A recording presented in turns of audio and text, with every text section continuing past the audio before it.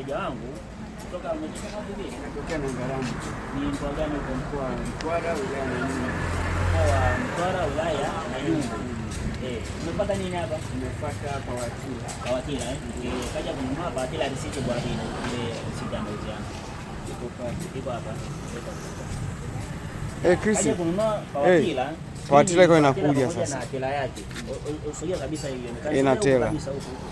Hii hapa Pawatila pamoja na tela yake kanunua kwa shilingi ngapi? Milioni 12 na laki 5. Milioni 12 na laki 5 risiti hii hapa. Imeshauziana, hela imeshaniingizia benki, mali hii hapa. Huu ni mzigo wa Pawatila. Pawatila kama hii hapa ikiwa ni kichwa pekee yake tunaweza kupia milioni 10 na laki 5. Ukitaka na tela bei milioni 13 na laki 5. Lakini mzee hapa hivi kaja alia sana kanilalia sana bei nimpulizia ni dress kwa milioni 12 na laki 5. Tunapatikana Dar es Salaam na Kahama. Tupo Dar es Salaam na Kahama. Dar es Salaam tupo Goba njiani kutoka daladala tunaweza ile Antibo.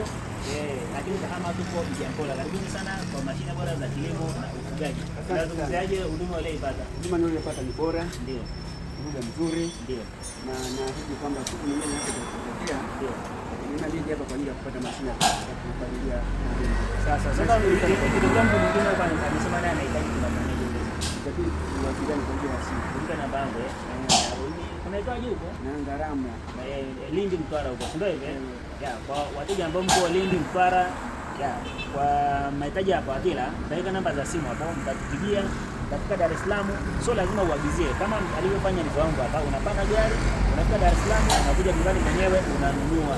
Hapa ndio Longolongo, kama unavyoona tumeuziana na risiti nimempa ya malipo halali. Karibuni sana.